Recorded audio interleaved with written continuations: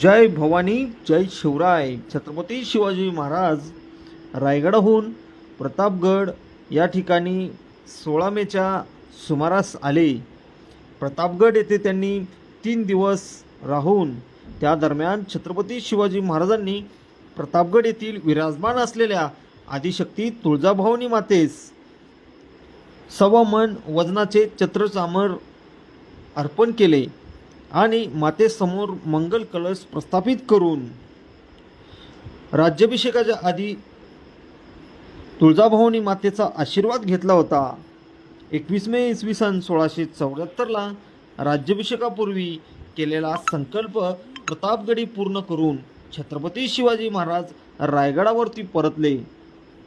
छत्रपती शिवाजी महाराजांनी आदिशक्ती छत्रचामरांनी मंडित करून झालेली होती.